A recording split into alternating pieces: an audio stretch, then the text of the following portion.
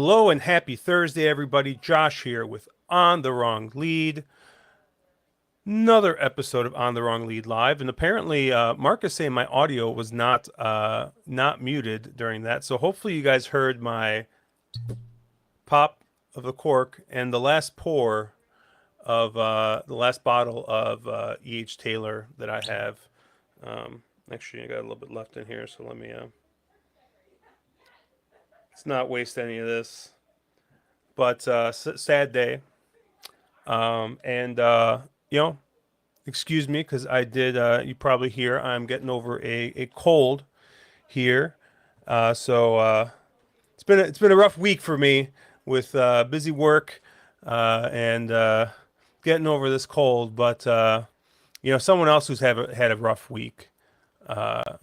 Caleb, you're employed again. Yes, the both the joys and the woes of employment. Am I right? How you doing, buddy? Doing good. Yeah, second week, so still kind of getting settled in a little bit, figuring out schedules and whatnot. But yeah, doing good. Had a nice little chill Labor Day.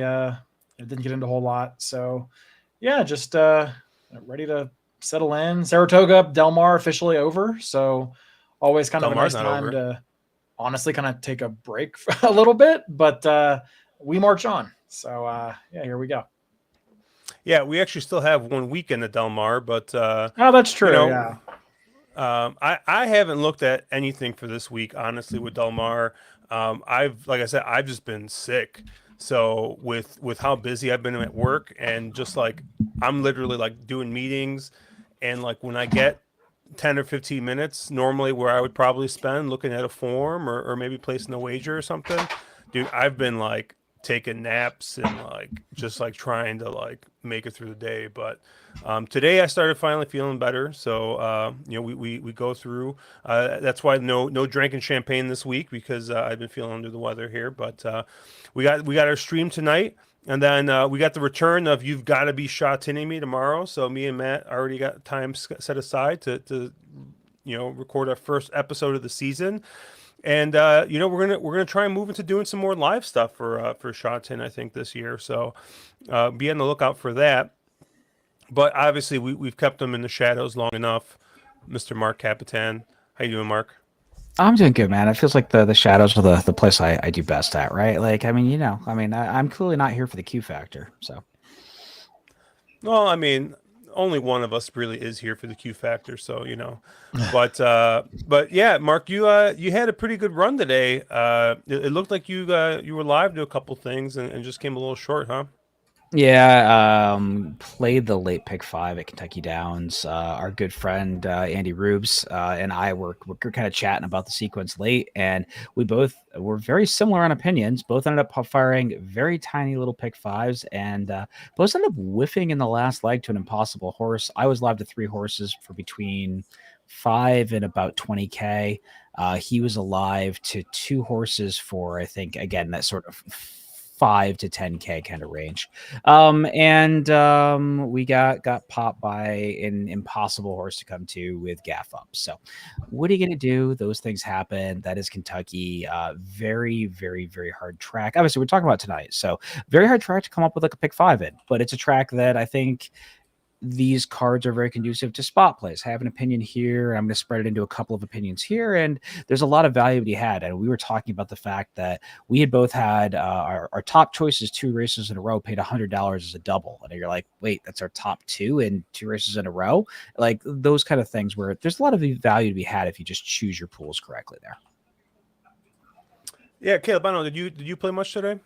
No, I mean, I think I watched 1 race, but no, I didn't really have time. Yeah, I was in and out watching a little bit, but I didn't get involved.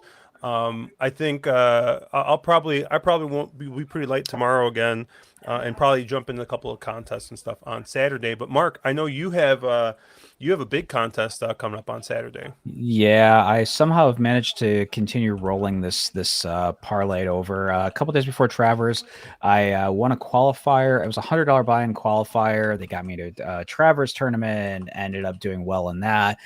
Just missed a BCBCC, and it got me a seat in the Mint Millions betting challenge, which is one of the Twin Spires tournaments. So it's a 3K buy-in, 2K live, 1K prize pool, a couple BCBC seats on top. So give me taking some shots, see if I can get myself a BCBC seat, and go from there. We'll see if I can kind of run it up. Really tough sequence though. So it's one of those ones. Any of these Kentucky Downs tournaments are tough just because you really only need one good opinion to make your entire day. You find that one price and you can really do well. So hopefully I can run good. Hopefully I can do well there. Would love to get a BCBC on the cheap. All right. Well, we got a lot of races to cover here. I kind of looked at this weekend's racing, and I was trying to find some spots for us to kind of talk about and things I thought that looked a little interesting. So I thought all the graded stakes, all the stakes races at Kentucky Downs came up really good. I think there's a number of different ways you can go. I had a lot of fun actually going through and handicapping this card. I think this is going to be a fun contest card. If you're a pick and pray type player, I think this is going to be a good place you can find a couple of prices. And, we always talk about Kentucky Downs, with these big field sizes, stuff like pick threes and even doubles.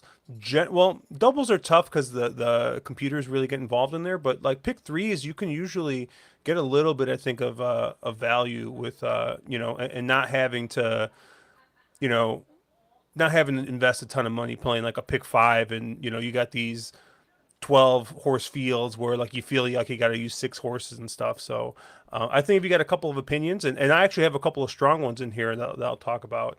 I think you can pick a couple spots, maybe get some value that way. But we'll start with race 6 here.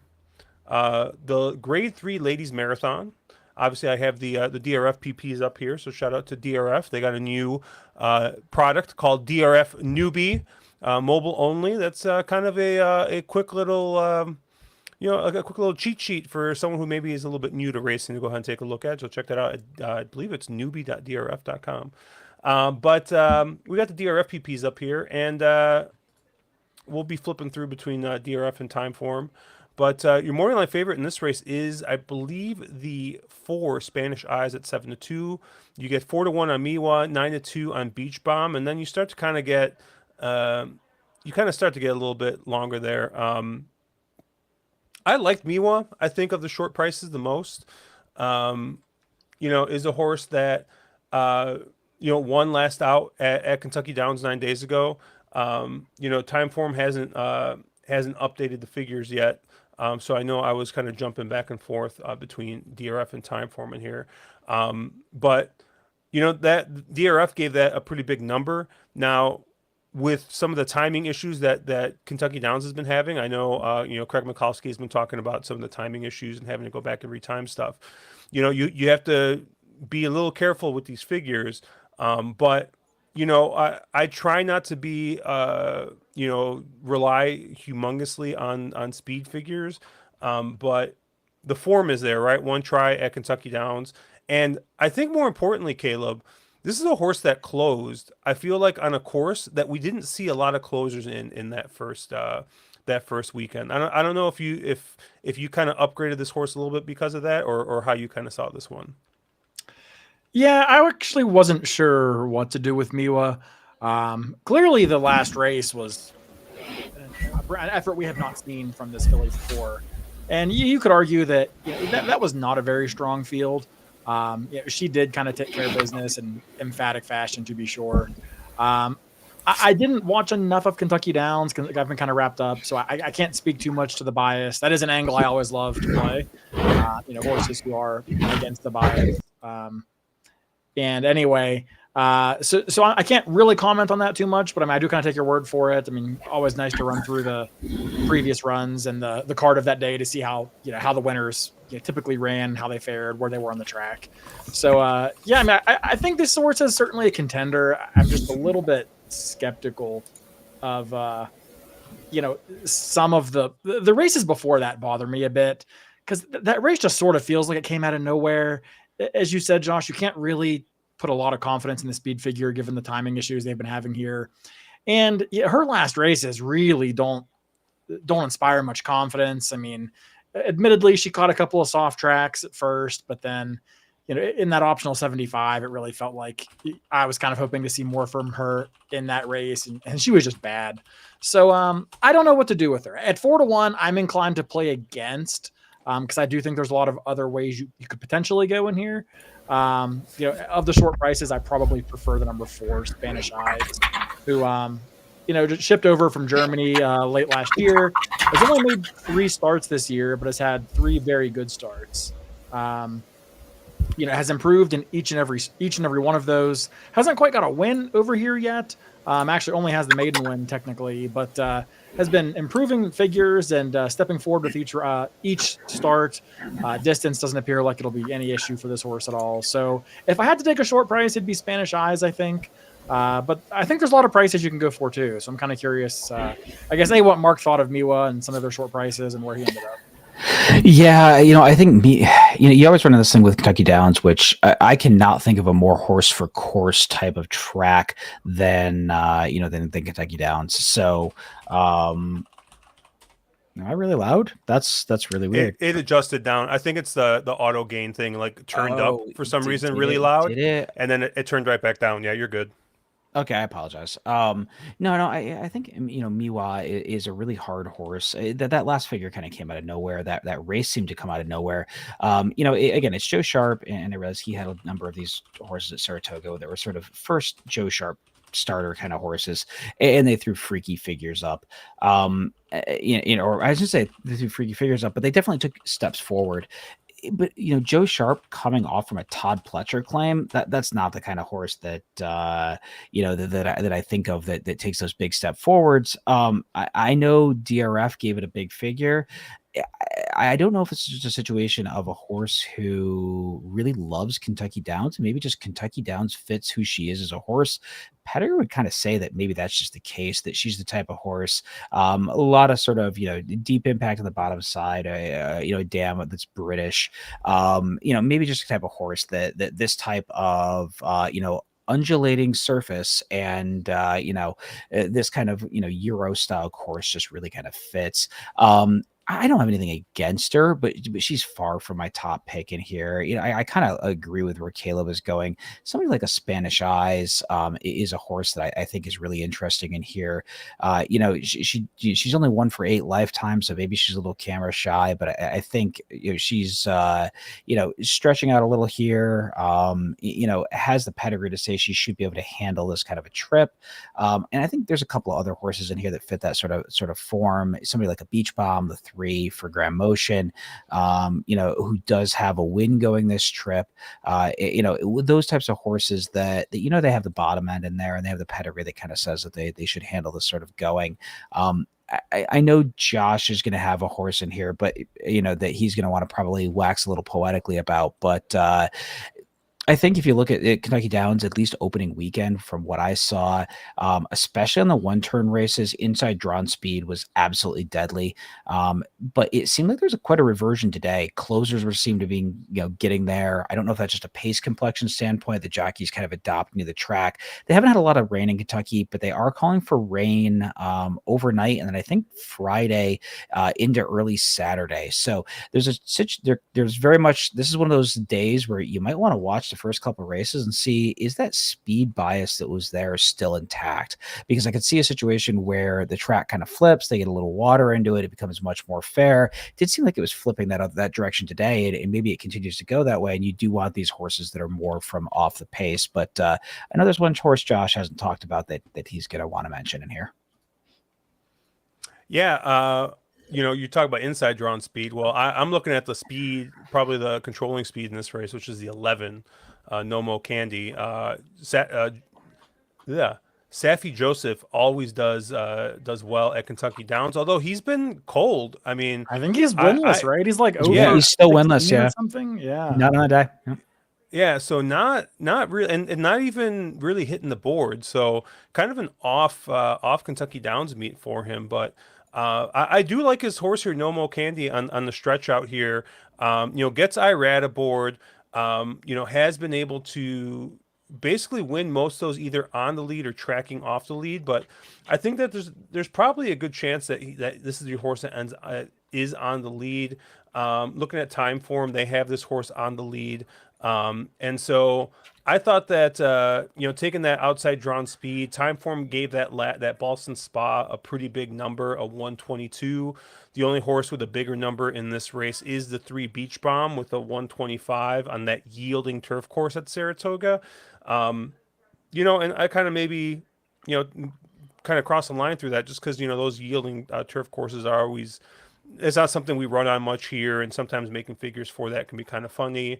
So I really like No Mo Candy in this spot. And really the only other horse that I included in here was actually the one, Ira Stark, for Nacho Correas and Vinny Chemino in this one.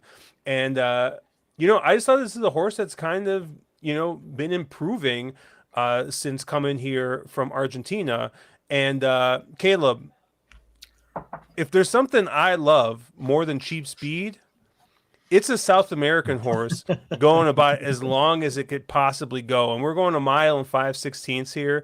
This is a horse that's actually, kind of proven at this distance, having gone, a mile and 3/8 before. So this horse, was an absolute win machine in Argentina. Came here to the U.S. and finally, after 3 starts, got on the right side here. So, I really like Ira Stark here, kind of, at a very, very long price, 30-1 here on the morning line for, Nacho Correas, he gets his fair share of wins. Unfortunately, he's retiring at the end of this year and going back home to Argentina. But yeah, this is a horse that was on a winning streak, came here, kind of turned it back around, seems to be improving here. And, I kind of like the 5-year-old here to maybe spring a bit of an upset. So I got the 8 and 11 as A's. I got the 1 as a B. Caleb, who else did you kind of like in here? Yeah, I think this will be a fun stream because I think there's going to be quite a few races where we just aren't on any of the same horses, probably starting with this race. It's already talked about Miwa. No More Candy. I looked at her for a while. I don't think she can get the distance. She's gotten pretty short in each of her last 3 starts while going shorter. She would need a pretty strong bias, I think, to carry her another essentially 4/16 or another 2 furlongs than she's been racing at. I just don't know. With Safi's barn being cold, I don't know that I see it there. I don't have the 1, but I have nothing against that horse at 30-1. I mean, go live your truth. A horse I do like at a big price in here is actually the number 5, Nadette. This horse has 0 early speed and is going to need, probably a little more pace to develop than it seems like we have on paper. But this is a horse that's also been kind of a victim of some pretty poor pace setups in her last couple of starts. Specifically, in that last race at Del Mar, it was a ludicrously slow pace. Hector Barrios on Alpha Bella was able to get her with murder on the front end. I thought she ran really well to actually close from last to get up for 4th, making up about 4 lengths on the eventual winner, and really just being, essentially a neck back from 2nd. So I thought that was a nice race. Really, she's been going up against some slow paces in each of her last 3 starts, truthfully. Again, she may get a slow pace here, but if you're looking at time form, her figures put her in the conversation. She's very consistent. She ran a fine race here last year and, kind of split the field. So I do like Nadette at a big price in here. Who gets her 3rd start off the layoff, which is a pretty high percentage move for Neil Drysdale, a guy who doesn't do a ton of shipping. So for this one to come out of California, I have to think that at least he has some confidence. Beyond that, I tried to look at some of the other, runners in here that were going to be a little bit of a better price. Another one I landed on before I pass it over to Mark, because I imagine this doesn't seem like a Mark horse, but I did look at the 2 Way to Be Marie is another one I've kind of glanced at in here. Yeah, I certainly prefer, horses like Spanish Eyes or even Nadette over this horse. But if you're going to give me 20-1 on a horse that's, running good races, consistently good races. She ran 5th last time, but she was only beaten a length to a couple of pretty decent horses. We saw Heredia come back and win in that next start when she shipped out to Del Mar. In our time, Safi Joseph horse did not win, but did come back to end up running I think it was third in a Kentucky Downs race last weekend. So, you know, that race came back fairly classy. It does need to test this distance for the first time. She's been pretty much campaigned right around a miler. But if you look at the pedigree, I mean, there is some stamina, specifically on the bottom side, that suggests she might stretch out. And she's just more of a price play for me. I mean, I don't think she's the most likely winner of this field by any stretch, but she always kind of shows up, runs her race, and, you know, in a race where I think some of these horses are a little bit suspect at the distance, or, you know, in a horse like Beach Bomb, you know, kind of freaked on the soft course or anything else, she's one that I think might get overlooked and will be a nice value at a good price. So, Caleb, did you just make a case for Manny Franco? Yeah, I mean, 20 to 1 is kind of my threshold for him. And we're also out of New York. Maybe he can remember how to ride. Okay, cool. Yeah, you know, I think that there's a lot of ways you could go in this race. First thing I did want to mention, I know you guys mentioned the stat about Safi and his barn sort of starting off slow. He is over 13 to start the meet. I think he did actually have a couple of starters today, so he might be something like 0 for 15. Another trainer that started off really slow was Mark Cassie, who was 0 for 11 and then had 3 wins of the day today. So, you know, I think this is a short meet. Sometimes you get a little bit too much concerned with stats to start the first 4 or 5 days of the meet, where you have these big competitive fields. And you know, Safi had races, I think he had 3 or 4 starters in. None of them hit the board. He needed to get started into them, whatever it is. I think, you know, there is something to be made of, geez, I want the hot hand. I want the guy who's pointing for this meet. But there's also something to be said for the fact that trainers who've historically shown that they can show up and win races at Kentucky Downs will kind of find a way to win. So I don't hate the Safi horse. The horse I am a little interested in, you know, I know Josh mentioned the run back in Miwa, who's a horse that ran on that August 28th race. Another horse that ran the same day is the 6 horse Stellify in here, who I thought was the more interesting of the two that were kind of run backs. This is a Brad Cox horse who's won 3 in a row. You're getting his, you know, go-to jock in Flow, at least in the Kentucky circuit. Horse that seems to be kind of trending in the right way, speed form or speed figures wise. This horse has just kind of gotten better as they've stretched this one out. Again, we've talked about this fact that there are some timing issues in Kentucky Downs, so we don't really know what the speed figures came back, at least on the time form standpoint. That buyer figure seemed to have absolutely leapt forward though, and is not much slower than others in this race, and in a horse that seems to be trending forward, putting the pieces together. You know, at 6 to 1, that I think Stellify is a horse you kind of have to have included on your tickets, if not on top, at least underneath, because you know, I think we see this in these races, in these shorter meets, you know, Kentucky Downs, Ascot, those types of meets that only run for a couple of weeks. There's a big thing in turning these horses back, and oftentimes trainers set these horses up so that, okay, you know, this is a horse who has been off since June, and I know I can fire them back 2 times at this meet, get 2 wins. You know, if they, you know, they'll run, and hopefully they can take that step forward and then get that second run into them. You know, you kind of strike when the iron is hot with a lot of horses like this. So I really wonder if Stellify is really well met in this spot, and is going to probably be every bit of that 6 to 1 morning line. And Flo burned me today, so I don't know. I guess we're in Kentucky, and certain jockeys who are absolute garbage can apparently win here.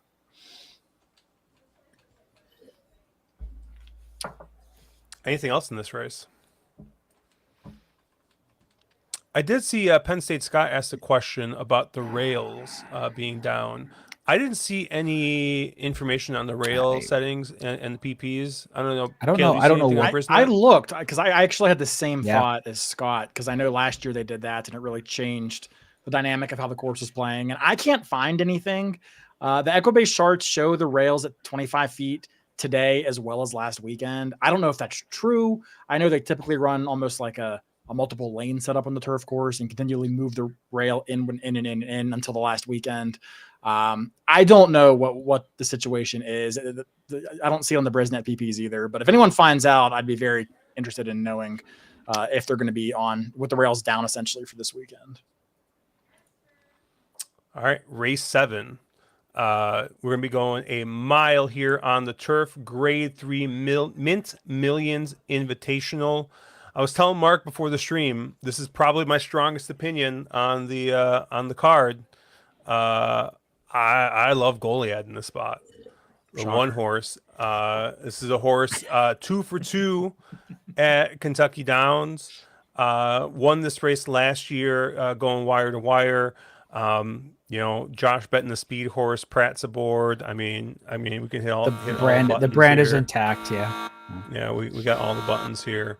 Yeah, I love Goliad in this spot, and part of the reason why I like him so much is because I feel like once I go past Goliad, I mean, I got 4 horses that I have listed as Bs, probably more like C types, really, if we're playing this, and I think it's really wide open past Goliad. So probably my strongest opinion on the card. There's another horse I really like a little bit later as well. But Mark said that because I liked it and he liked it, we're probably not going to get a price on it. So, Mark, where did you land here? Well, I think my argument, I don't dislike Goliad. I think Goliad is a horse that you have to excuse a couple of things. And mainly those couple of things are the last 3 efforts, which have all been terrible, absolutely terrible. If your argument here, and my main concern with Goliad is the fact, if you look at the races leading into Kentucky Downs with those 2 very, short turnaround wins last year, they were much better than the 3 races. Obviously, BC Mile, okay, draw a line through that. But those 2 Santa Anita preps, I would have hoped those races would have been a whole lot better out of Goliad than they were. So I really wonder if this 8-year-old has just kind of started to tail off a little bit. Now clearly, horse that likes Kentucky Downs, if you want to key this one underneath in the try or a super, man, have at it. I think this is, that I'm not going to talk anybody off that. My concern is this horse is going to go off at 5-1, and I just think that this horse's kind of best days are behind. So I sort of wanted to go other places. Couple of interesting horses I thought in here. First one is Brilliant Birdie. Again, another horse that we know likes Kentucky Downs. Had a really, really nice effort in the Gun Runner last year with Benji up, and a horse that clearly can handle this trip. Is never missed the exacta going this trip, honestly. And a horse that I'm hoping gets a little ignored on the board. Might be a kind of horse that I want to sort of build around. I think the lead up has been really good. The horse won the Wise Dan last out. A little bit of this layoff, and I think you're seeing this with a lot of horses at Kentucky Downs, where they've sort of been off since kind of end of June. It seems like they sort of took that, they didn't ship to Saratoga. They sort of took July and August off, and they are start using Kentucky Downs as a build up to a fall campaign. So I think Brilliant Birdie is one of those horses that is making that move. And the other horse that I was a little interested in here with was Laganos, the 13, when the outside, probably going to end up being your second choice. Again, we were mentioning these barns that are kind of slow to start off the meet. Steve Asmussen is 1 for 20, 5% barn, but nice to see Jose Ortiz get up. The 2 of them do very, very good things together, both at Kentucky Downs and just in general, both very high percentage connections. And last out for this one was, winning the tap at last out. Another one of these horses that gets this Kentucky Downs surface. I didn't see a thing. I know in the past we've seen where these outside drawn horses do really, really well here. We'll see if that is a thing. It did not seem to be today. It seemed like inside drawn or rail horses were doing much better. So I wonder if that 13 is a little bit of a disadvantage. Again, this is one of those horses that I like, but I don't like it 4-1. I would much, on morning line odds, I'd much rather lead somebody towards or towards a horse like Brilliant Birdie. I guess, Caleb, how did you see this race? Because I had a couple other prices I really liked in here. Yeah, I see the race kind of as a combination of what you and Josh both talked about. Shocker. I know. I mean, I do like Goliad in here. His previous 2 races stink, but his previous 2 races coming to Kentucky Downs last year stunk, and he still kind of showed up with 2 wins. So, I love a good horse for course here. And 5-1 maybe isn't the price I'd hope for, but I don't think it's completely unfair. And I agree with you on Laganos, and then that's kind of the other horse, another horse who's proven he loves Kentucky Downs, 2 wins from 3 starts. So I kind of like the bookends in this race. Lots of respect for Brilliant Birdie. If you get 8-1 there, that's probably the value of the race, in my opinion.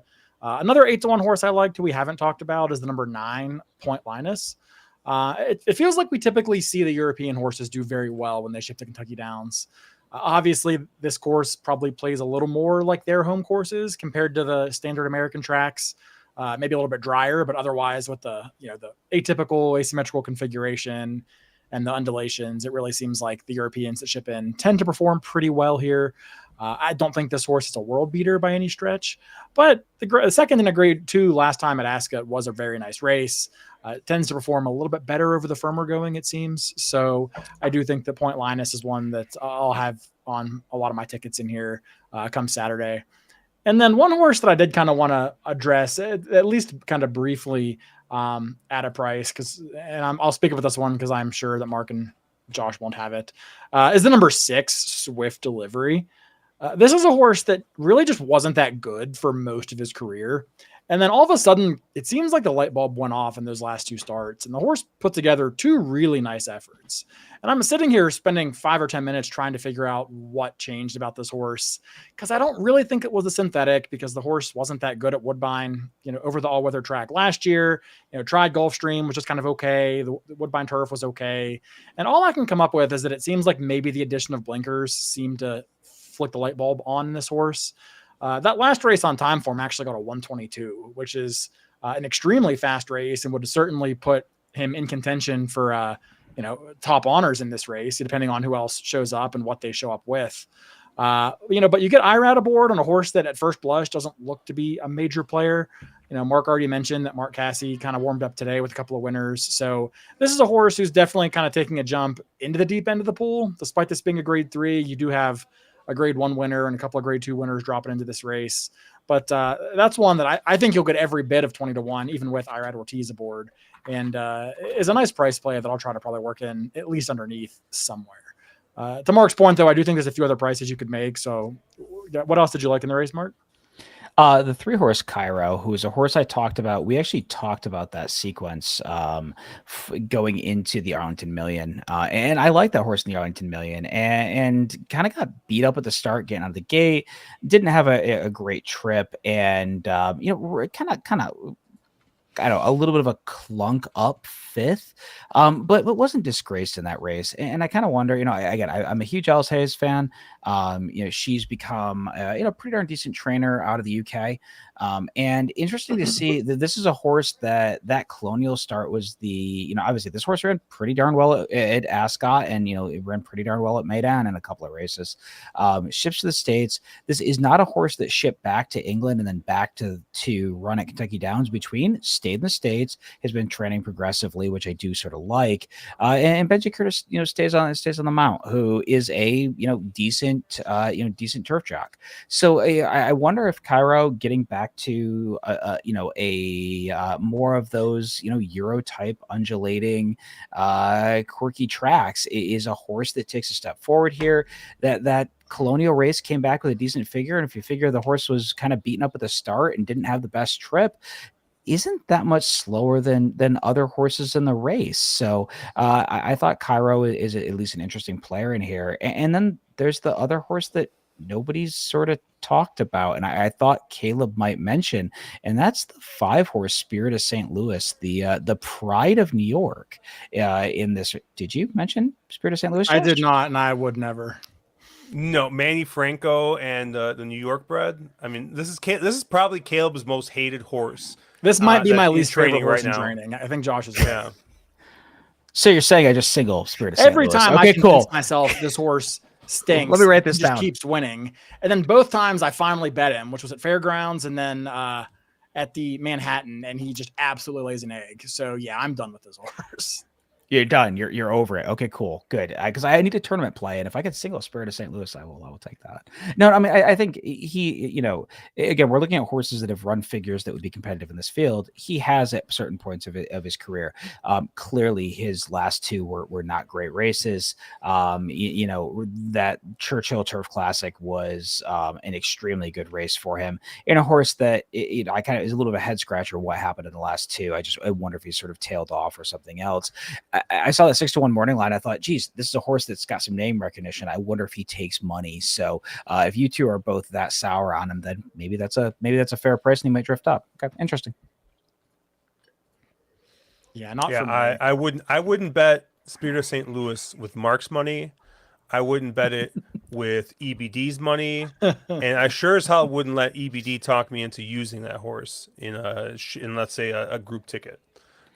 So yeah, I did have a couple of prices I liked. I mean, well, you guys already talked about my like two of the other horses. I think alternates to Goliad. I had. I mean, I think the 7 Brilliant Birdie to Mark's point. I think this horse makes a ton of sense. I think these horses. The local horses that have been cleaning up, a lot of the horses that were running in those um, Ellis Park and Churchill races seem to have come back and run pretty well here at Kentucky Downs. Most notably, what in the big turf sprint last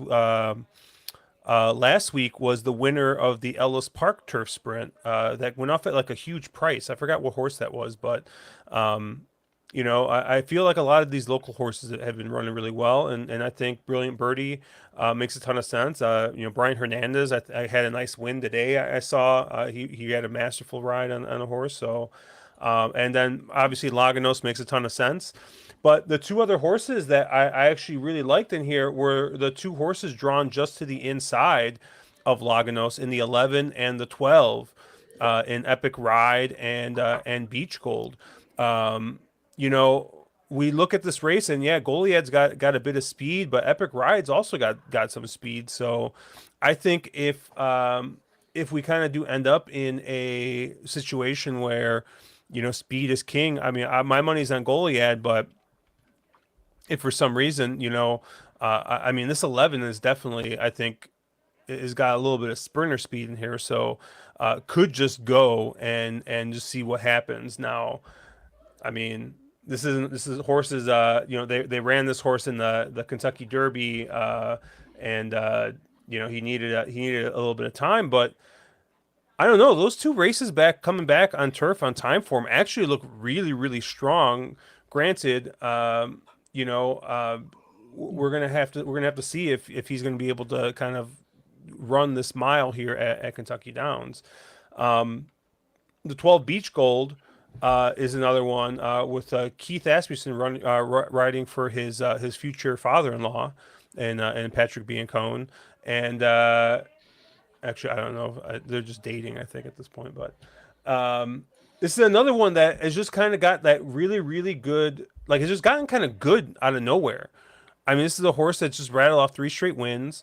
2 at Gulfstream Park, came here to Ellis Park in a stakes race. I kind of the prep for this and won in that race and got a good number for it. So now, like, I kind of feel like after what I saw last week with that Ellis Park form translating and those Ellis Park figs kind of translating, normally I think I would be a little bit more skeptical of horses like this where their big numbers are coming from Ellis Park, but I kind of feel like that Ellis Park form has kind of been backed up a little bit.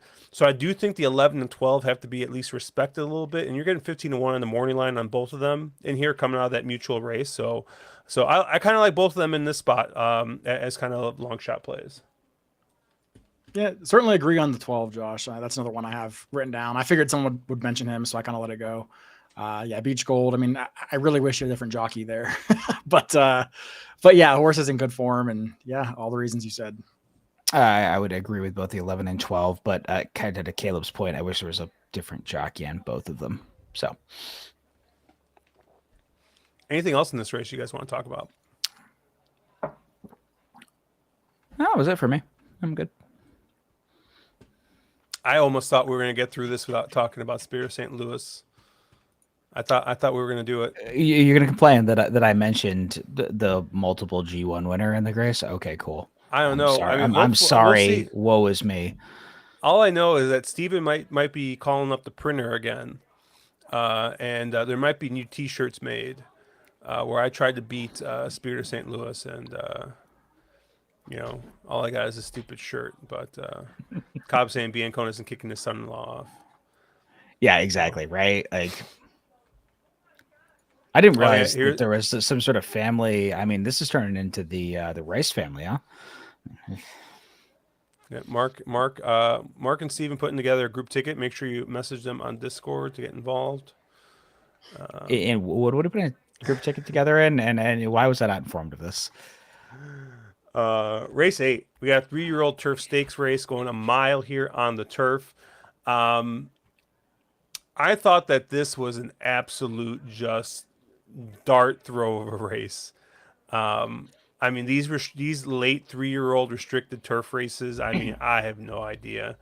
I got a couple horses in here I like, but Mark, I'll let you go first. Where did you kind of land here? Josh kind of throws it out there that he thinks this is a dart throwing affair, and I think this is a pretty darn logical race. So apparently, as normally works out, I probably see the race completely wrong, but I think this race goes right through the 10-horse Clever Again. If you believe the figure out of that Hall of Fame, this horse threw up a 116 time form, pretty much better than the rest of the field has in this race, and that's the first time on turf. You're getting white hot horse tees up for Asmussen. I realize the Asmussen barn's been a little cold, but they historically have done very, very good things together, especially Kentucky Downs. This is a horse that is kind of I think very highly regarded. It won the Hot Springs. They tried the Preakness, they tried the Ohio Derby.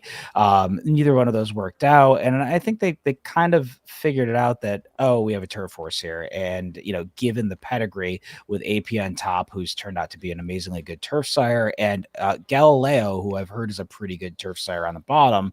I think they finally found the right surface. I think this one takes a step forward here off that last effort. Has it has all the speed to be forwardly placed, but I don't think they necessarily need the lead. In here they can they can kind of go to the front end or stalk just off it. And I think again, Clever Again for me is much the horse to beat in here. And if I can get that 8-1, I would be tickled. But I have a hard feeling that I won't get maybe half that. Yeah, I probably agree with Mark more than Josh in the terms of I don't think I need a lot of horses in this race. I'm only using 2. Mark's horse, Clever Again, is one of them. That's my second choice. I think this horse has a pretty good chance to maybe control things up front. Yeah. There is other speed in the race, though, which is what makes me a little bit nervous. I mean, there is speed drawn to his immediate outside. I mean, we don't know how that dirt speed will translate to turf, but I mean, it is likely to be applying some pressure. And then you do have a couple of inside drawn horses like the number 5 Forge Steel, who's likely to be pressing the pace as well. So I am a little unsure, about what kind of a trip Clever Again gets. Still not sure that he's really going to pass many horses if he has to, but he is one that if I want a horse on the front end, it is certainly him. My top selection, though, is actually a horse just 2 to his outside, which is the number 12 Capitol Hill. I have been waiting for this horse to run back since that July 4th race in the Manila at Saratoga, where he just had a terrible ride/trip. I mean, he kind of came out 100 lengths last. And that was a day at Saratoga, that 4th of July weekend, where the inner turf was playing extremely forward and extremely speed favoring. It's the day we saw Mibago just blitz the track record. It's the day where you really couldn't make up a whole lot of ground. And this horse was absolutely flying at the end of that race, just missing, honestly, to beating Zulu Kingdom by less than a length, whereas Zulu Kingdom had the cozy trip, just kind of sitting just off the pace and making his move. Next out, I was excited to bet him, but I've never thought he was a horse that really wanted to go much further than a mile. And I think that's exactly what happened to him in that Saratoga Derby, whereas he had a good trip. He was mid-pack. He had every chance, and he just kind of flattened out turning for home. I don't think he's a horse that wants to go a mile and 3/16. I think we've seen that twice now where he does just kind of hit that wall when he gets to, a mile or a mile and an eighth. But if you look at his races that were at, simply at a mile, give or take on the turf, it's a much different and much better story. So for me, Capitol Hill is a horse I've been waiting to bet for a while. Don't know how he'll handle Kentucky Downs, obviously, but I think this is, the right time. And I think at, 10 or 12 to 1, you're getting the right price as well. So for me, that's my top pick. I'll be using Clever Again as well. And those are probably the only 2 that I need. You guys give a look at all to the 7 U Century in the spot? No. Mark hates that horse like we hate Spirit of Takeout reducer. Absolute takeout reducer. He does not win ever. Right. I don't think he's impossible, but I just think others have more upside. And with Irad and Walsh and coming out of those grade 1s, I just think he's going to be too short for me. Yeah, I used him, but like I said, I had a hard time kind of trying to figure out where I wanted to go with this race. Honestly, the horse I'm actually like, I really, really would like to bet but is currently on the AE list, is actually the 15 Yinzer. I thought that this horse was super interesting coming into the spot. And I think that this is a horse that is kind of strung together two nice starts at Ellis Park. Has definitely shown that this horse has got some speed.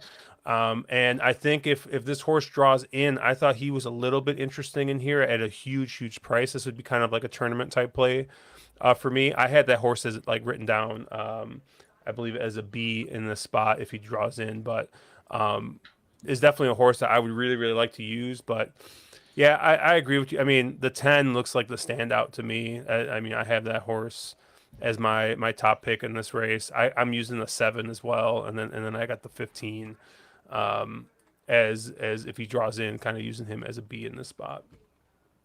Okay, so one horse I didn't talk about because I assumed Josh was going to talk about, but our Pratt Simp didn't fire, and that's the one horse Nameron, the German bred who ships over. I don't hate the horse. I just don't love the horse at 4-1. I think I need a little bit better of a price there. Obviously, we've all done this sort of euro conversion where you take time form euro to the United States, and it's what 10 or 12 points, right? You add 10 or 12 points to those last two, and this horse is a little bit interesting. Sadler is good with first timers in North America. He's 22% with a $3.18 ROI, so it's a positive ROI move to ship to the States and put him in his barn, and you're getting a turf jock who's pretty darn decent. I think this horse is interesting and super usable in here. My concern is more the fact of what odds do you get? Again, if this horse is at 3 or 4-1, I'm really not interested. If this horse drifts a little and I can get more like that 6-1-ish range, super interested. But again, to Josh's point, I think there's enough betting interest in here that you can kind of, navigate around and find that price that's appropriate. But there's also the fact of this horse has also never seen fast turf. So, or which I would assume is what you're going to get on Saturday. I don't think they're going to get enough right in Kentucky to make it good. So we don't really know how he's gonna handle that. That's always something to consider as well. Yeah, I mean, I think you cut out at the end there, Mark, for a half second. But I got what you said, and yeah, I just wanted to add that I did read an article about this horse, and apparently not Sadler, but the prior trainer is on record. Grew, I think his name was, as saying this horse tends to perform better with a lot of cut in the ground on the heavier stuff. So curious if they shift him over here where he's very likely to get a fast track. But yeah, to your point, I think 4-1 is way too short. And that was my sort of thing. I didn't know. It's one of those situations you see those off-going races, and it's like, okay, do you move the horse up off the off-going, or is it that he's finally catching a fast track and he's gonna take that big step forward? There's that sort of double edge. But so if that was the article, then okay, maybe he's a toss in this race. And yeah. So we've been bouncing between streaming platforms, trying a couple of things out, and I always get a kick out of the tickers that are left over. Caleb, this is a good one. So there's a 0% chance that Mark will have Cogburn on 0 of his tickets. I'll walk back from San Diego if that happens. That's a good one. It's a long ticker, but it's worth it. We still need to ship Caleb back to San Diego so that he can then walk home, because in one of the like Mark was right but made the minimum peak moments, that was it. Yes, absolutely. Anything else in this race you guys want to talk about? Goddamn race. Oh my god. No, I mean, I think you can get away with being chalky. They're not chalky, but I think you can get away with some of the more logical horses in here.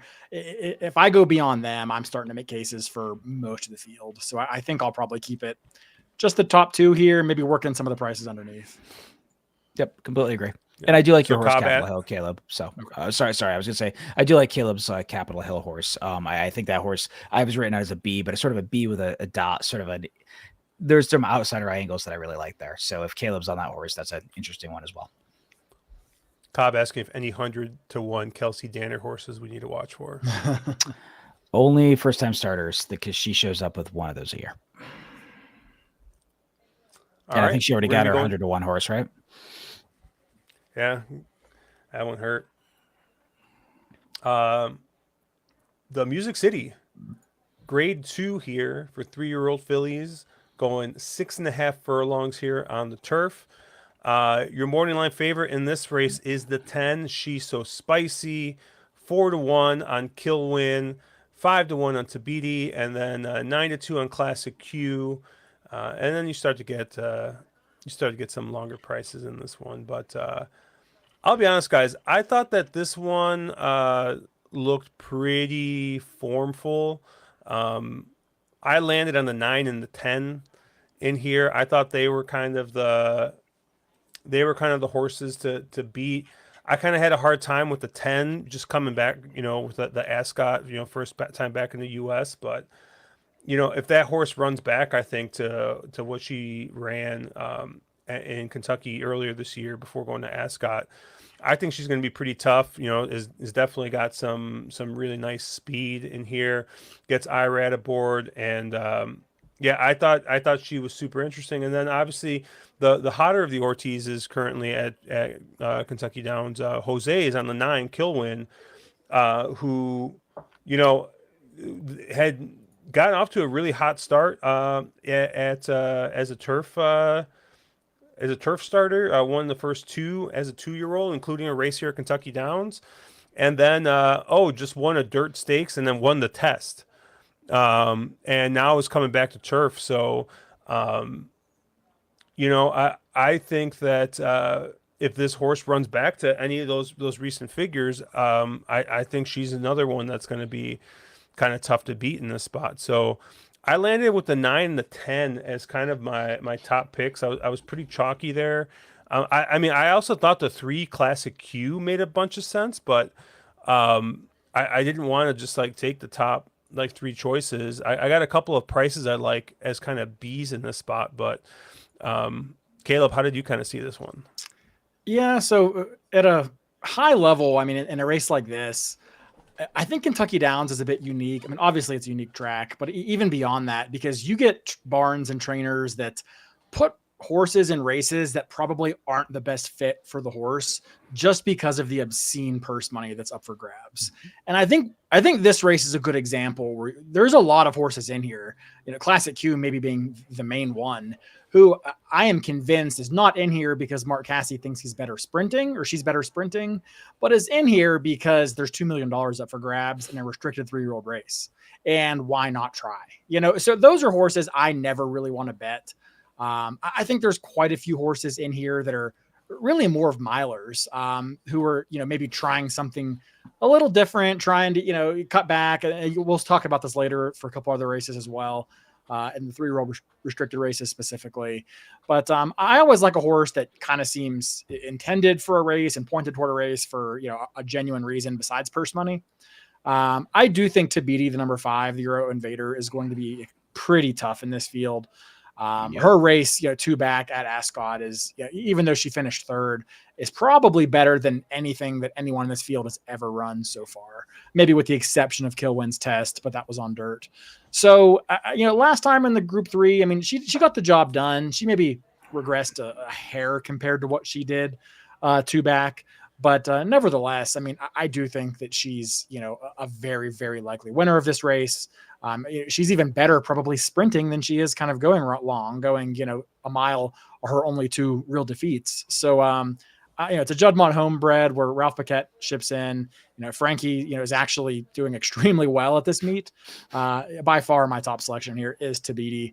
That being said, I do think it's more of an open race. I wasn't sure what to do with your horses, Josh, with Kilwin and She's So Spicy. I probably maybe mildly prefer Kilwin, simply because she has a win over this surface already, as a 2-year-old. But I do have to wonder, her best 2 races by far came on dirt. And I do tend to think she's likely to get bet off of her dirt form. And her turf races just aren't that good. They're not bad, but they're not, if you discard the dirt races, she's not your 4-1 second choice in this field. So she's a tough one because I do respect her talent. And I do think this 6.5 undulating turf course will play to her strengths. But I do tend to think she'll get overbet based off some dirt form that is just considerably better than her turf form. Whereas a horse like She's So Spicy, clearly it's a turf horse. But to your earlier point, you're taking a lot of uncertainty on a 3-1 favorite. for a horse that is coming off of a total stinker in Ascot and really wasn't beating the most impressive company when she was racing here locally. I've also kind of learned my lesson betting IRAD on turf sprinters, as you saw by the previous ticker on the bottom of the stream. So she's not for me. At 3-1 in a race that I think is pretty open, she can beat me. Kilwin, I'm less sure about. I'm more inclined to fade as the second choice, but I do have more respect for her in this spot than I do She's So Spicy. There's a couple more that I'll probably end up using, but we'll give Mark a chance to go first. No, I'll keep it fairly brief. I was hoping for one of those, like I could split the two of you because that never happens, and it's not going to happen. I thought for a second I was going to get it, but it didn't quite happen. I think in this race, Kilwin is just a takeout reducer of the spot. Her turf races are substantially too slow to win this race. She's got to find about 10 or 15 points of time form fig. And it's not like there was like a major gap. She went May, June, and August with her races. It's not like she had a 6-month gap between the turf tries and the dirt tries. This is just a horse that I think is just really a dirt horse, and she's going to get bet off that dirt form. So I hope she takes all the money in the world, and because I want absolutely no part of her. I 100% agree with Caleb on Tabidi. Tabidi's 2-back race is just an absolute standout race in here.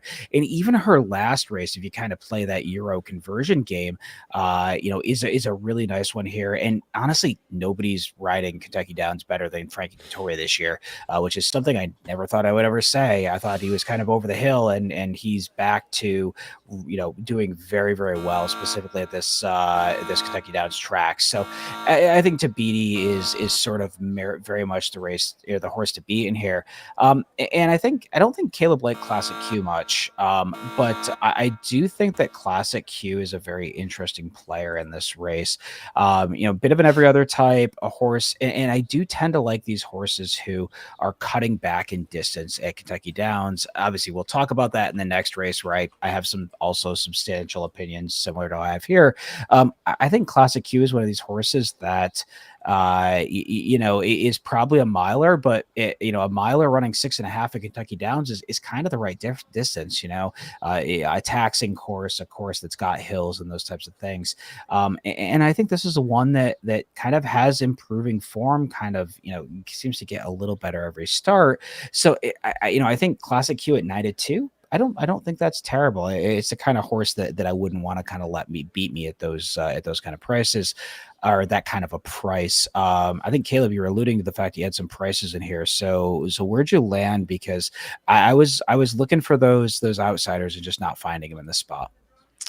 Yeah, I mean, so I wouldn't be surprised, I guess, if Tabidi goes off his favorite in here. That wouldn't shock me at all. So that is not a price that I'm going to give out here. But two prices that I don't think they're going to be $1 million to 1 by any stretch. But both horses to the outside of Tabidi, I think, are in with a pretty big chance. Starting with the number 6, Jungle Piece. This is a horse that admittedly needs to get a little bit faster, but I think it's fair to be a little bit forgiving because she's undefeated sprinting, and that includes going down the hill at Santa Anita, which isn't, it's probably as close as you can get to going 6.5 at Kentucky Downs. And then, this does seem to kind of be her general distance. They tried stretching her out to 1 1/8 and a mile, and she just kind of gets short in the late stages of those races every time. Bungo in the Jungle was really a much better speed influence than he is stamina. So I do think, there's a reason they were sprinting her in Europe and then sprinted her here in her first couple of starts. I think if you assume, she's 12 to 1, so I'm okay with making some assumptions, but that race 3-back in the Senorita, she ran a 106. I think if you assume she would continue progressing off that race in March or April, that she could be in the 110, 112 time form kind of range at the right distance anyway. And that's probably about what it takes to win this race, so I do think she's one that gets back to a trip that's a lot better for her. Doesn't need to lead, but should be forwardly placed with Rosario up. So I do like Jungle Piece. And then the other horse I like is not quite as much of a price, but the number 7, Pondering. This is simply a horse that, once they finally got her on turf again this year, she's really just improved. She's rattled off, 2 wins in a second in her last 3 starts. And really in her last 4 turf starts, she's taken small steps forward. I think that she's in, she won the local Ellis Park prep for this race, in that big stakes race on August 2nd. Has Gaffleone up, who is perennially one of the best riders here at Kentucky Downs, teaming up for Brendan Walsh. So I think there's a lot to like in here. She's a horse that I'll be using pretty prominently, maybe as a B type. Yeah, that's actually one of the horses I have as a B in this spot. The 7 Pondering. I thought that's a horse. I already talked about before, those Ellis Park horses. They've been coming back and they've been firing. Obviously, this is a horse that was bet down like crazy in that race, but Tyler Gaffleone stays aboard here. This is a Godolphin horse, so they need all the money they can get apparently. So they're coming here for a $2 million race. But yeah, I love Pondering in this spot as kind of a B type. The other horse I actually looked at was the 8. She's a Funky Drummer for Larry Ravelli and okay. Oh, okay, got it. and Jordan Corral is not running, but Orlando Mojica gets aboard here. And this is a horse that actually ran a decent figure in off the turf stakes last time out. Ran a 105 there at Hawthorne. But this is a horse that ran second to Kilwin here at Kentucky Downs. So I think that if you're going to kind of try and keep some of that Kentucky Downs form, I think at 20-1, I thought this is maybe interesting underneath type horse. I have this horse as a B written in here, but I thought that this would be a little bit of an interesting horse here as a horse that's already got a run over this course. So I got the 9 and 10 as A's, and I got the 7 and 8 as B's. We got the old 4-card straight there. Mark, you had a couple of the horses in here you liked? Yeah, the other horse we really haven't talked about, because I think you guys have kind of touched on all the ones. I think you mentioned She's So Spicy, who I think is the morning line favorite. Again, I want no part of that horse, just given off the fact that I don't necessarily think that pedigree stretches out.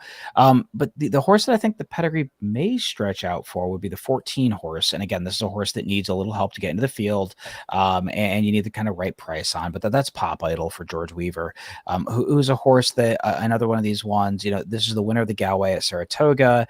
Second off the layoff, and has a pedigree that says that this one should be able to kind of get those mile sort of trips. I thought that Galway was a nice step forward off a horse that's won 3 in a row, and it campaigned pretty well off the synthetics. So I think Pop Idol is again one of those horses that could take that step forward, and I think if this horse does draw into the field, you get every bit of that 6-1 price, just given the fact that there's enough name recognition that I would expect the money to kind of come to some of the inside horses. So that's the only other outsider that we hadn't talked about that I was a little interested in. Anything else on this race? Cobb said if he wasn't betting on Tabidi, it would definitely be Classic Q. Front runners are winning a lot at this config. Honestly, like the only thing is, I kind of like cutbacks here at Kentucky Downs, so I didn't hate that they're cutting this horse back, but I just think that there are a lot of horses that are going to be, I think, faster than this horse, and this is a horse I think that definitely wants to kind of be forwardly placed, and I think on that plus the cutback might be a bit to overcome for that horse. Well, so I think you have to draw a line. Out. To Cobb's point, I think you have to draw a line between a cutback and a speed horse, because you can have a horse that is a really good miler that's forwardly placed that's cutting back to 6.5. I would love that kind of horse at Kentucky Downs. Those kind of horses tend to run extremely well here. They can be forwardly placed. They sort of stay out of trouble in these big fields, and they can at least get the trip. Those kind of horses that do well. So there's just two different things that you have to consider. Race 10, the Franklin Simpson. We're going to be going 6.5 furlongs here for 3-year-olds, grade 1 here. And this is another kind of flat race. Your morning line favorite is the 7-2 is the 8 spiced up, 4-1 on Governor Sam. You get 6-1 on Troubleshooting and Dream On. And then you get your price, I think, on everybody else in here. Caleb, we'll go to you. Where did you kind of land here? Yeah, for once, I can keep it short. Unfortunately, it's not with anything exciting. I burned the sage and I read the tea leaves, and they told me that this Belmont horse is super live. So Spiced Up is probably going to be close to a single for me in this race. I just thought once they got this horse on turf, he's been a monster. I mean, he ran by Governor Sam, who's arguably the leader of the 3-year-old turf sprint division, admittedly not a strong division, but like he wasn't even moving. I mean, and that's just I think he'll be better at 6 and 6.5 compared to 5.5, given his run style and his versatility. Still a little bit green when he started off, is getting more professional, and just a huge closing kick, I think, for this horse. I think there will be enough speed to keep things honest, although I don't think it's going to be anything crazy in here. Speaking of horses that shouldn't be here, I'm looking at you, Mibago. You're a router, just like the other Cassie horse in the previous race, Classic Q. You're not convincing me these horses are well meant. But for me, Spiced Up is a single A, and by far the horse I want the most of in here. But yeah, I mean, and I'm pretty confident with that. I won't be going too deep. I might have one or two behind it, but I guess Mark, as the resident, favorite abuser, where'd you land? Favorite abuser. Wow, I went from the chalk eater to the favorite abuser all in like one show. How did this happen? No, I think this. I kind of alluded to this race earlier.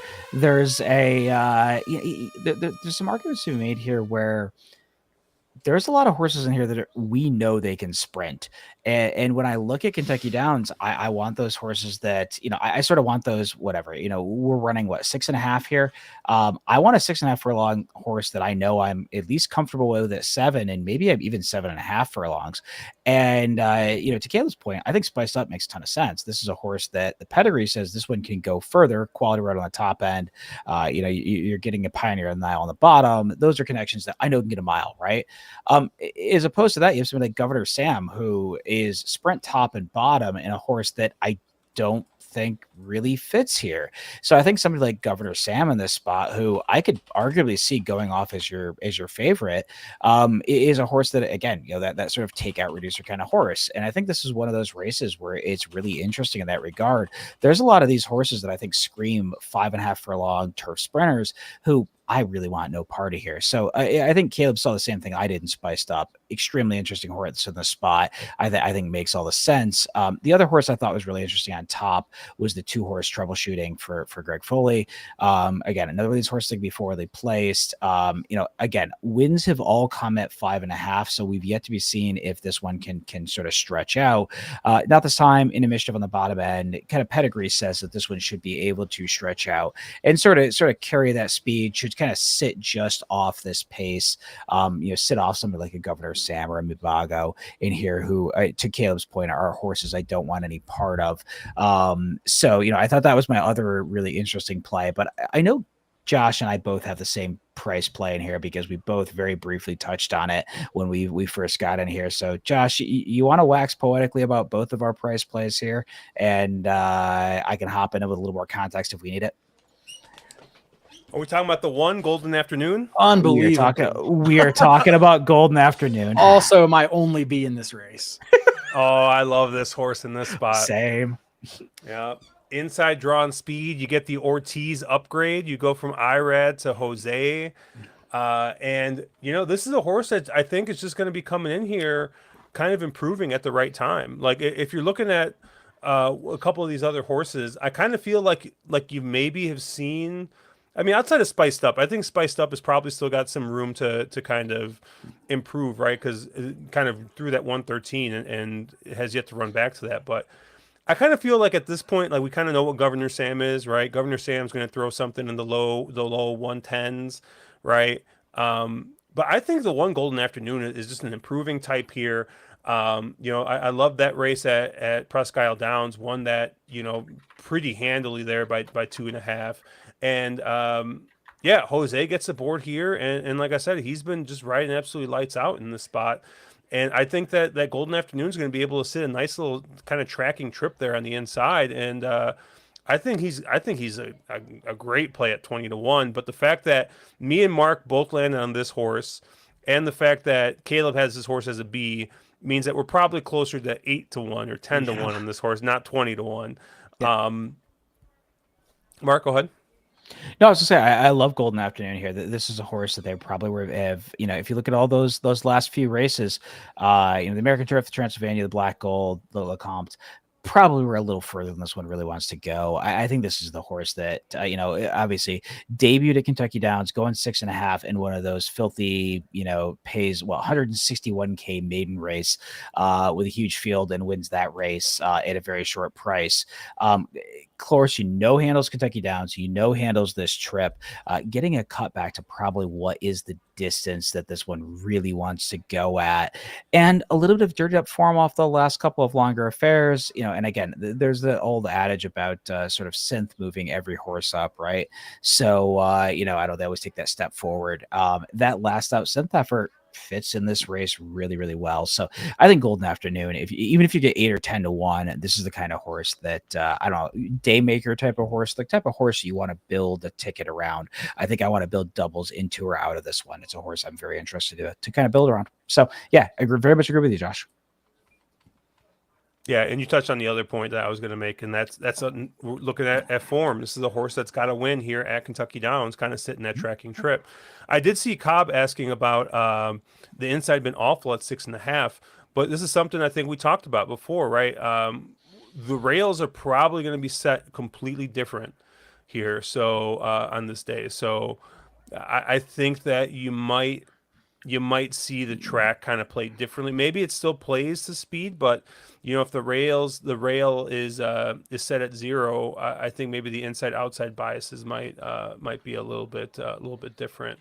The other horse I had as an A in here was the 5 Antisocial, and to kind of Caleb's point, I know he was talking about kind of horses that are in races that maybe they didn't.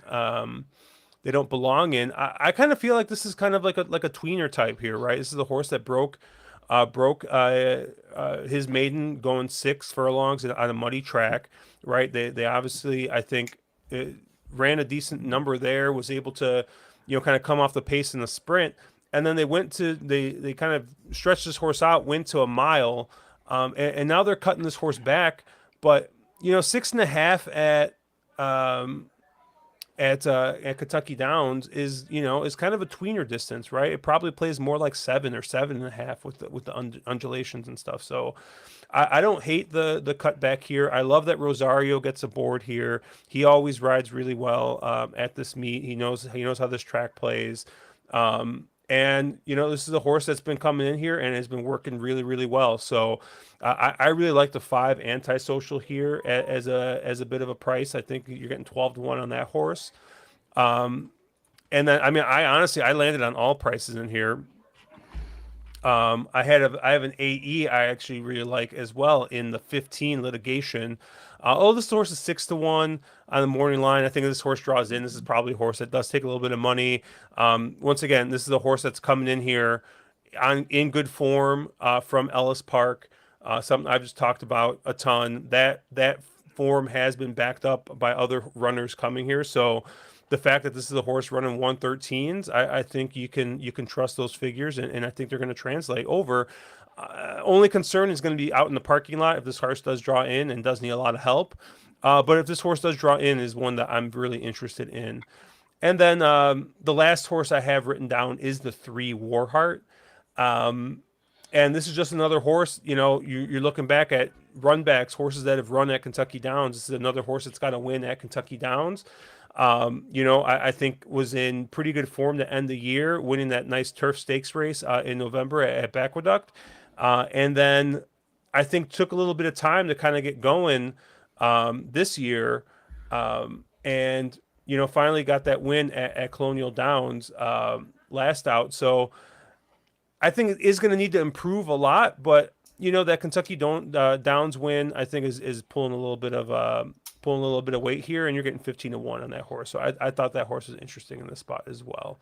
So I got 1, 5, and 15 as A's. I got the 3 as my lone B. Any other horses you want to talk about in here, Caleb? No, like I said, I'll be pretty simple here. I mean, I think the favorite, assuming spiced up, is going to be too good for this bunch. I do like the 1 as kind of my lone B in here. And that's pretty much all. I mean, I might, have the 6 as like a C, but I do tend to think if I'm going to use a horse as a C, it's not going to be 6-1. So yeah, I mean, it probably ends up getting cut. I see Manny Franco's aboard there for your C. Did I say C? I meant D. Mark, any other horses in here you want to talk about? No, I think we got it covered. No, that's good. All right.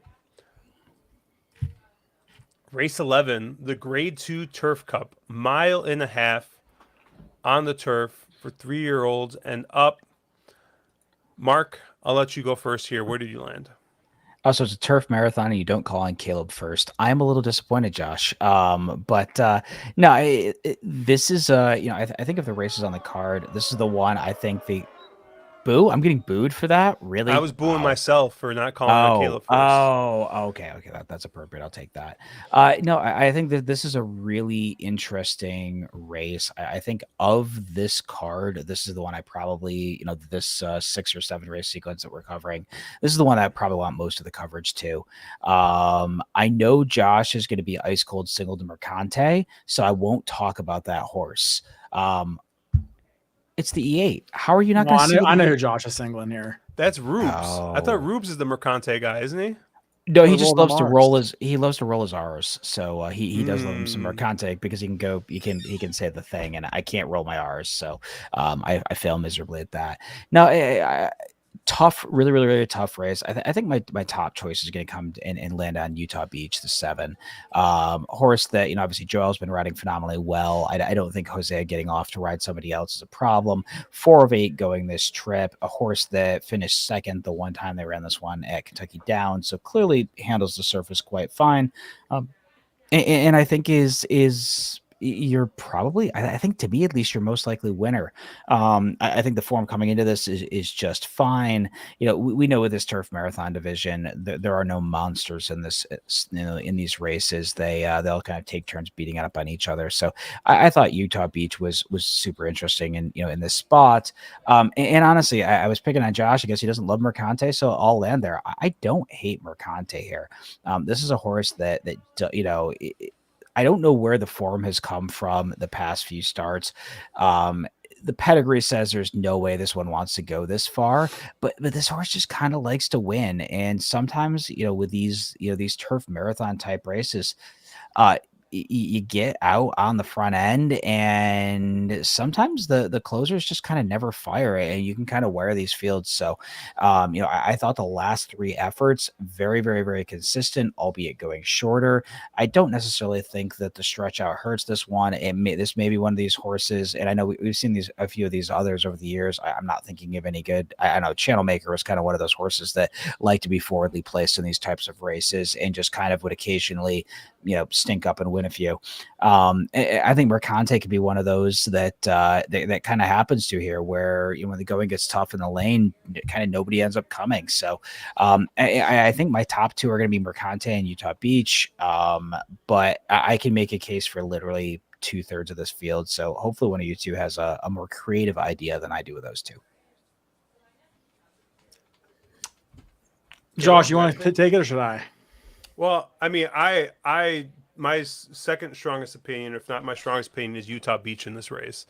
So I think that I love this horse in this spot. And Caleb, I know our boys in this race, and like I'm gonna have to use that horse as well. But I love Utah Beach in this spot. This is a horse that I think is I think has been in some pretty tough spots, and has had unfortunately has had Vinny Shemno for a lot of his starts, and I think is leaving a really tough race in the Sword Dancer to come here, which I think is going to be a much softer spot, because I think if any of those horses in that Sword Dancer were in this race, they'd probably take a bit of money. So maybe not Nation's Pride, because I got to write that breakup letter, but. No, I like Utah Beach in this spot. Obviously Fort Washington. I mean, this is a horse that hasn't done anything wrong. The only real question I have about Fort Washington is, does this horse want to go this far? Because it feels like this is a horse that's kind of done his best running going a mile, 1/8 mile and a quarter. So the 1.5 miles, I think you got a little bit of a question mark there. with that horse. And then the only other horse that I have written down is the one, Divin Propos, for Safi Joseph and Frankie Dettori. And I know we've talked about how cold Safi has been, but we've also talked about how hot Frankie has been. And he's just kind of understood, I think, this turf course pretty well. Um, you kind of got to. I mean, this horse has got one race at Del Mar that maybe sniffs what the rest of this field has been running in that 121, back at August of last year. So is going to have to improve as a 5-year-old gelding. But, Kentucky Downs is a weird track and does weird stuff. So first time out for Safi Joseph after leaving the D'Amato barn, gets Frankie aboard. I think is gonna have to get some help up front with some speed in order to kind of be able to close into anything. But I have that horse as the B. But yeah, I like Utah Beach and Fort Washington the best here. But Caleb, I feel like I disappointed you. So where did you kind of land? You did. I mean, so both in the Sword Dancer, I remember you guys both were fairly high on Utah Beach as well, and I didn't understand it then, and I understand it even less now. To me, this horse is the definition of just class exposed. I mean, he runs okay figures when he beats up on tomato cans, but he's not this good. And it's okay to bet him at 10-1 in an 8-horse field, but to me, it's a lot harder to bet him at 6-1 in a 10-horse field that he's facing today. So he's nowhere for me. I just don't think he's up to this level. That being said, I do agree with you completely on Fort Washington. It would be a stone cold single if not for the fact that he is 0-2 at Kentucky Downs, and that does give me a bit of pause. Now, he raced at Kentucky Downs like 3 or 4 years ago, so I'm taking the position that he's just a better horse now than he was then. And even that 0-2 record, one of the finishes was second place, so it wasn't like he didn't handle the course at all. He just found one horse better. So I'm kind of being a little dismissive of the 0-2 record here because I do think he's considerably the best horse in this race. Josh and I both made, I don't know if we made plenty of money, but we made plenty of, morale points by having him in the Arlington Million that day. So he is my top selection in here. And I only think I need one more horse, and it's the horse right to his inside, number 10, Corruption, who I'm a little bit surprised that neither of you have mentioned. But, I just think this is a horse who's, built for this kind of a race. I mean, it's a long race, a turf marathon, where he should be able to, control everything on the front end. I mean, Mercanti might be a step quicker. So if Corruption doesn't get the lead, I mean, he's clearly proven he doesn't need it. But I think he's much more likely to, see out the 1.5-mile distance at Kentucky Downs than a horse like Mercante would, who's a 5-year-old that's never been campaigned past 1 1/8. So for me, I think Corruption has, all the foundation. He loves to win. Only loss, recent loss really came in that Manhattan where, Deterministic just ran an enormous race that day. And then the only loss before that came to Farbridge by a neck, and Farbridge would, be a player in here for sure. So, I think Corruption is the horse I want that's going to be involved early, and then Fort Washington to try to pick him up late. And those are really the only two I think I need. Dude, okay, so Caleb, we have a comment in chat that has got just a lot to unpack right now. Uncle Sully comes in, doesn't even say hi to his nephews, just comes in firing, saying, "Fort Washington to Caleb is Channel Maker to Josh." Which I'm just saying, if you're doing some of that logic and you're doing like divide and stuff and what Channel Maker is to Caleb, I don't know if that math works out, because that is just some Uncle Sully just divided by 0. Yeah, I did love me some Channel Maker though. Sorry, Mark. What were you saying? No, I guess my thing with Corruption. So I have him marked down to kind of a weird spot where I never make a spot, which is sort of like an A-, halfway between sort of my A's and my B's. And my thing is, are you betting him off the figure that came back in that last race or his prior 4 or 5 races? Because he took a pretty substantial step forward in that last race. And if you think that he fires back to that optional 100, then I think he's a major player in here. But he's one of those horses that, I think you mentioned class exposed with Utah Beach. Isn't Corruption also sort of class exposed? Whenever he gets into graded stakes company, he doesn't run bad. I'm not saying he runs terrible, but he just doesn't win those races. He sort of wins those optional hundreds, those sort of high level fluffed up allowance races. Doesn't he sort of have the same problem? At least that was my take on him that you sort of saw with Utah Beach. No, I think that's kind of a silly take, honestly. I mean, Cool. this is a 4-year-old horse with 9 career starts. In every single start, this horse has improved his time form figure 9 consecutive times. So if your issue is, does he run back to the 123? His pattern would suggest he runs better than that. So I'm not worried about the figure at all. Plus, I think, that's probably about what you need to win this race anyway. And beyond that, I mean, yeah, he has been in 2 graded stakes. He lost by a neck to Farbridge, who, is a multiple grade 1 winner, and then ran 4th in a really salty version of the Manhattan. I'm not holding that against him relative to, a horse like Utah Beach, who, was beaten, he was 9th in the, McKnight at Gulfstream earlier this year. He was 4th in the Kentucky Cup Classic at Turfway. I mean, I think there's a big gap between losing the way that Corruption is lost versus the 5-year-old Gelding, losing to some grade 3 company where Utah Beach has lost, especially if you're going to give me the same price on each, which I don't think will be the case, but we'll see. Yeah, I guess my take was that Corruption is sort of run one race fast enough to win this, and any of, I don't know, Utah Beach's last 4 probably win this. So, or his last 4 as fast, if not faster than Corruption. So no, I understand where you're coming from. I don't dislike him. Just was, it's more of a pattern play than a raw number play. I mean, the fact the horse is improving consistently in small increments, I think, is kind of what. So your take is he takes a step forward, and cool. Yeah, I get it.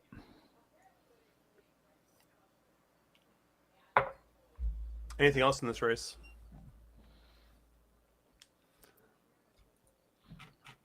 All right. No one took a look at the old 8, huh? Old Crazy Bone, Flavian Pratt, and Mike Maker, who boomed everybody to stupid price today, 22 to 1, something like that. I looked at this one briefly just because of the Ellis, right? The last out Ellis kind of thing going. And then I guess, I could probably hit myself with, where's this bad boy? Oh, man. I might have to find a different alarm. So yeah, we need something better. Yeah, I had mentioned this on Drinking Champagne because, my soundboard isn't set up. The company I use for my soundboard basically is losing their sound library for some reason. So now I pay for royalty free music through a different service, which is where we get our another theme music that I use for a lot of our podcasts. So they have a sound library, and I've been kind of going through and trying to figure out what to add, what not to add. So feedback is always welcome if you guys don't like stuff. Yeah, we'll move on then to race 12, the last race here, because I figure, hey, like, why just cover the graded stakes or the stakes races when,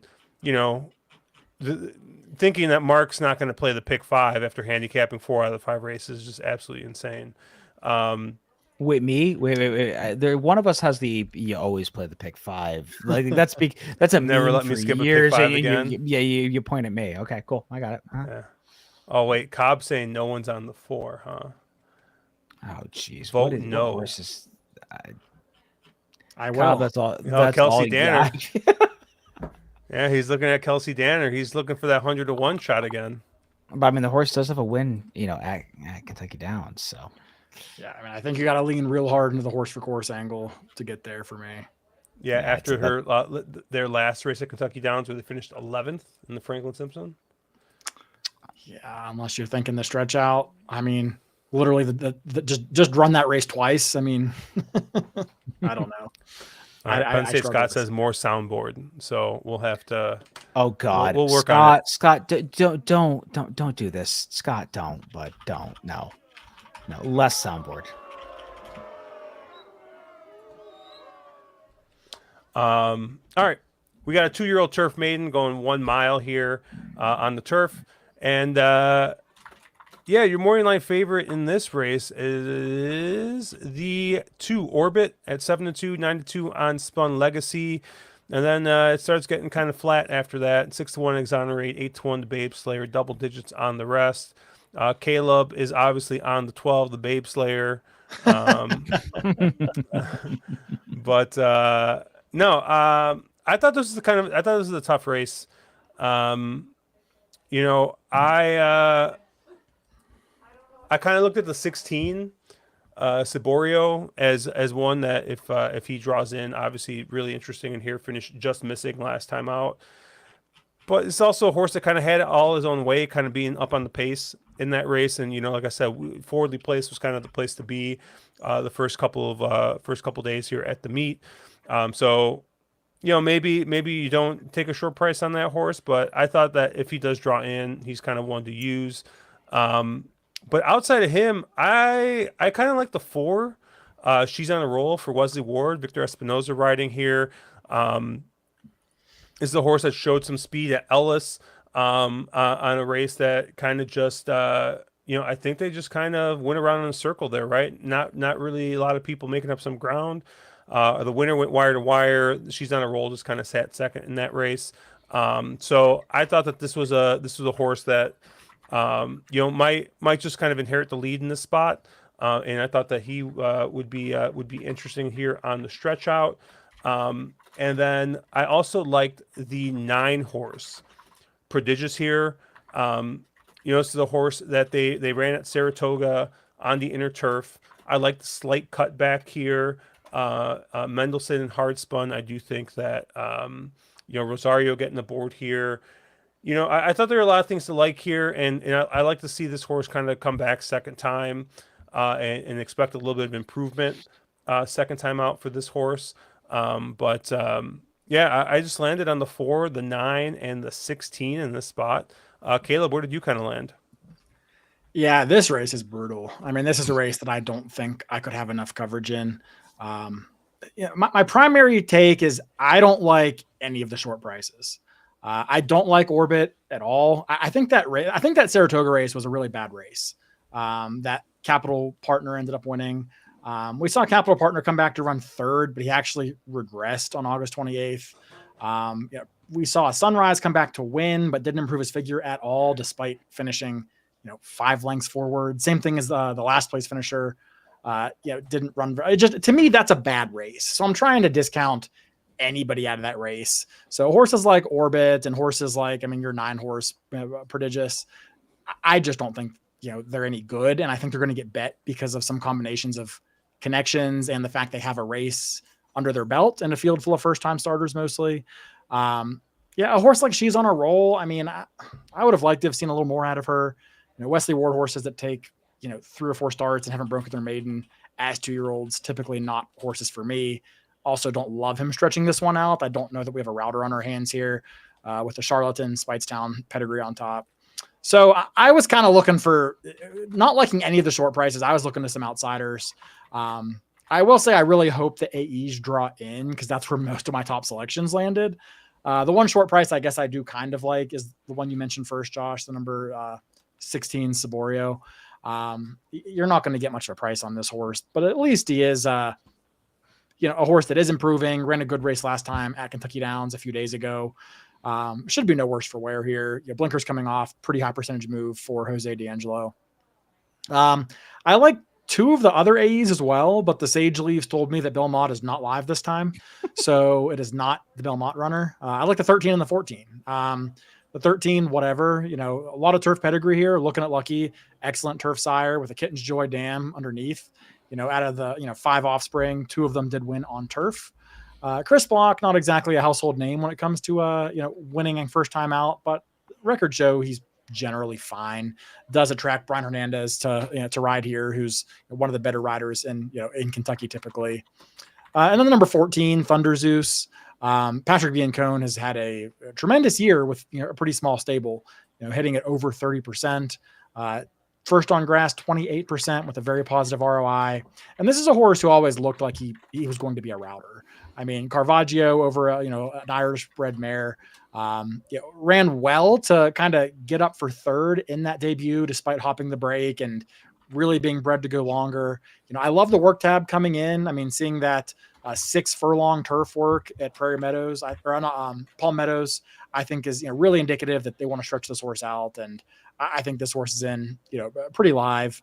Again, I do wish I had a different jockey to try to navigate a trip from the 14 post, but I think all the AEs kind of are in with a shot. Truthfully, the only horse in the body of the field that I liked was the 8 Banker's Jet, and that's simply just due to the fact that this dam has been extremely productive. Produced 13 runners, 12 of which have won, 4 of which won on the turf. You get Cassie and Jose Ortiz, solid connections all around. So 10-1. I mean, in a race where I don't have a strong opinion and there's potential upside here, I mean, I'm comfortable taking that. So yeah, I'm basically some combination of 8, 13, 14, 16, and really hoping some of the AEs draw in, like I said.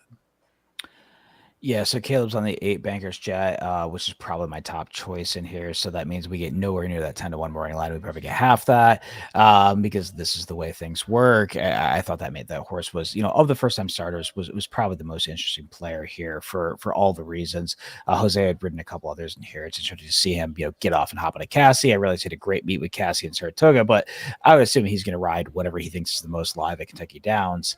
I thought horses like the 11 Exonerate with Pratt up for Brad Cox. Obviously, Cox is having a solid meet because he has a solid meet everywhere all the time. Made a lot of sense. I agree with some of the outside horses, but I mean, this is really a dart throwing contest. This is one of those legs where you're trying to get more aggressive earlier in the sequence so you can spread and be, I don't know, 5 or 6 deep here. It's kind of one of those spots. I mean, if you have a solid opinion, fire at it. But this is not a race where I want to be skinny on. I want coverage here. Because these Kentucky Downs maiden races are absolute lottery tickets, and they're just so hard. So those kind of horses.